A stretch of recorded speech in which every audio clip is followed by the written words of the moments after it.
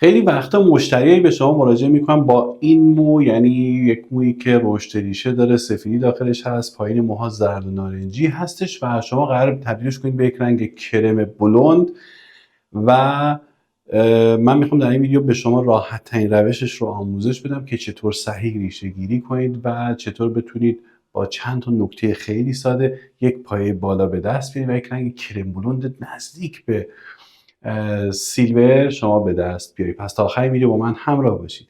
خیلی خوش اومدید به کانال من. در این ویدیو قرار ما یاد بگیریم که چطور به صورت خیلی ظریف و با یک تکنیک زیگزاگ جالب با همدیگه ریشه گیری انجام بدیم و چطور ترکیب رنگ‌هاش رو انتخاب کنیم، چطور کاری کنیم که یک رنگ یک دست داشته باشیم که خیلی خیلی مهمه در بحث ریشه گیری، و چطور بتونیم سالم این مو رو ریشه گیری کنیم و به مرزها آسیب نرسونیم و اگر احتمالاً لکه‌ای داشتیم داخل مو بتونیم لکه گیری رو انجام بدیم. چند روز قبل من یه مشتری بهم مراجعه کرد، همونطور که توی تصویر دارید می‌بینید، یک مویی که تقریبا 2 سانتی رشد ریشه داشت و پایین موها هم نارنجی داشت و هم زرد داشت. خب طبق معمول من باید این ریشه‌گیری رو، چون قبلا موها دکور شده بود و یک رنگ بالا می‌خواست، تقریبا رنگ‌های بلوند یخی، بلوند کرم، من بهش مشاوره دادم قبلش و گفتم که من باید منتظر باشم ببینم که شما به چه پایه دکولوره‌ای میرسید و بعد ما بتونیم بر اساس اون رنگ رو انتخاب کنیم. ولی خب نگران نباشید، قطعا من سعی میکنم یک موی سالم به شما تحویل بدم. اما نکاتی که این مو داشت، مو یک باند قهوه‌ای داشت قبلا، یعنی نمیدونم تو خونه خودش رنگ کرده بود ولی فقط در یک قسمتی از مو بود، انگار مثلا فقط یک رشته ریشش رو رنگ کرده بود، بقیه موها همونطور دکولور مونده بود.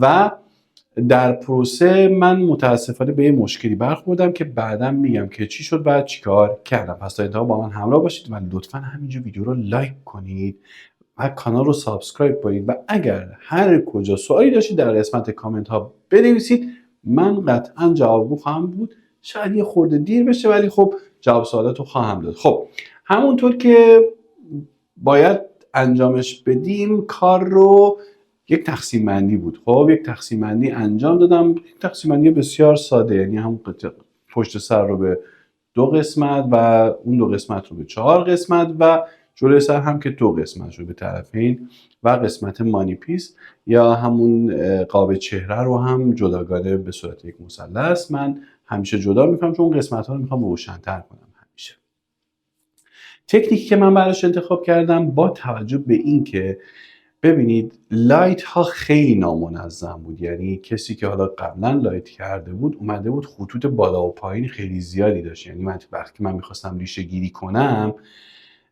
باید بروسم رو خیلی روش مانور میدادم و این ریسک کار منو بالا میبرد و این باعث میشد ممکن بود که در ادامه من قسمت های پایین مو کات بشه.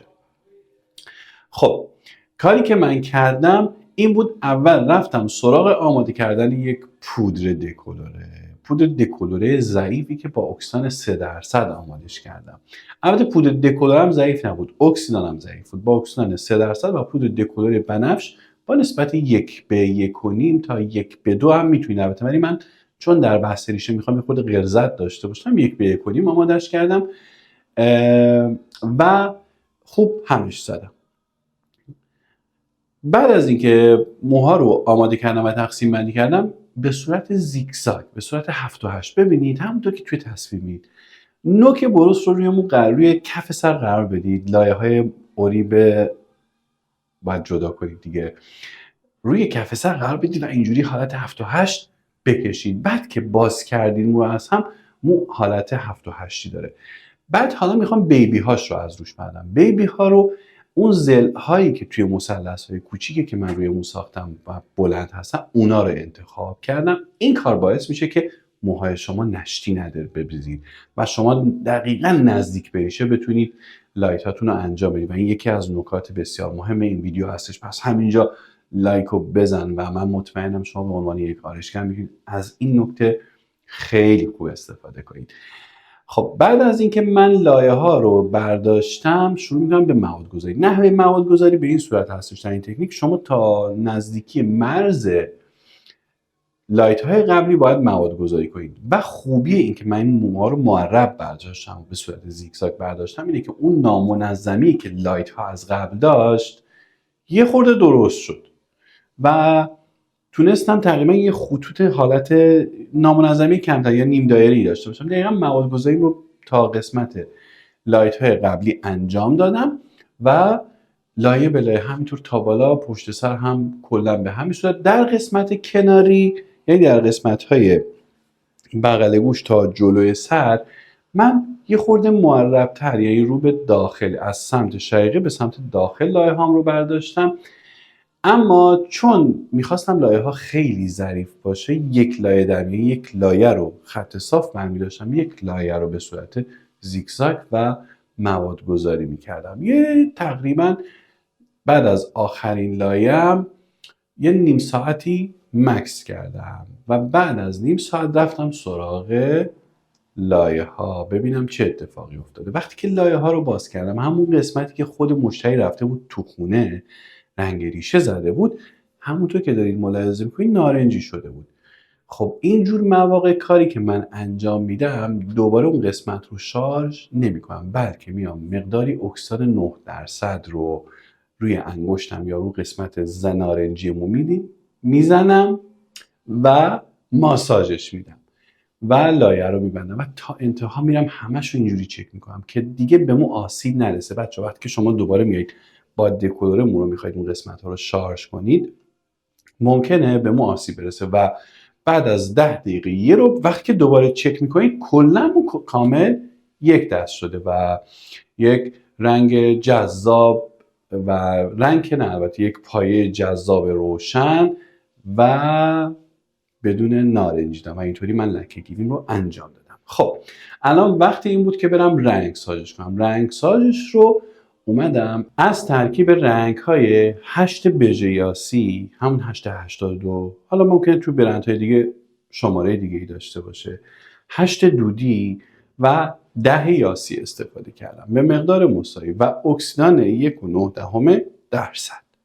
اینا رو همزمان که داشتم رنگ رو آماده میکردم به این فکر میکردم که من باید یه خورده زردی دکولورهای قبلی رو هم بگیرم دیگه و رنگ زمینم هم نمیخوام روشن بشه، میخوام این حالت هایلایت داخل موها بمونه، چون اگه بیام اینو مستقیم روی موها بزنم اتفاقی میفته خب ریشه موها هم یه خورده روشن‌تر میشه. پس اومدم به رنگم ماسک موی ضد زردی یا هم ماسک موی بنفش اضافه کردم. خب ماسک موی بنفش توی اکثر برندها وجود داره، اما اگر شما نداشتید میتونید از هم ماسک موی معمولی که داخل حمام استفاده میکنید بریزید، ولی به اندازه 0.5 گرم واریاسیون بنفش بیایید اول ماسک موتون رو با واریاسیون بنفش خوب ترکیب کنید بنفش رنگ بشه، بعد بریزید داخل رنگتون، بعد بهش اکسیدان هم اضافه کنید. اما چه مقدار؟ خب معمولا من برای رنگ سازشم با نسبت 1:2 اکسیدان میزنم. مثلا 50 گرم که رنگ داشته باشم میام توش 100 گرم اکسیدان میزنم. این دفعه اومدم مقدار اکسیدان رو نصف کردم، نصفش اکسیدان 1.9% زدم، نصفش اون ماسک موی ضد زردی که خودم داشتم و شما هم میتونید الان بسازیدش. اینا رو خوب با هم دیگه ترکیب کردم روی کل موها زدم و مدت مکس من حتما در رنگ سازش هم بین 15 تا 20 دقیقه هستش. یعنی شما کمتر از اون اگر مکس کنید ماندگاری نداره رنگ سازتون، یا خوب رنگ نمیگیره یا اون لکه ها برطرف نمیشه. پس یک مکس خوب و اصولی و علمی میتونه به شما کمک کنه که بتونید این رنگ خوب رو در بیارید. بعد از اینکه 20 دقیقه گذشت شستمش موها رو و همونطور که میگید یک بلوند کرم جذاب رنگ موی یک دست، قسمت های لایت ها کاملا نزدیک به ریشه هستش و شما هم اینجا باید ویدیو رو لایک کنید و اگر کانال رو ندارید سابسکرایب کنید. و تونستم واقعا با این چند تا تکنیک ساده اون چند تا معضلی که داشتم توی کار برطرف کنم.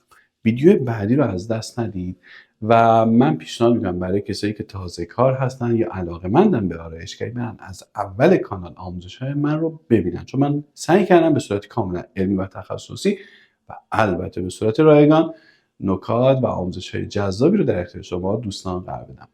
موفق باشید. خدا نگهدار.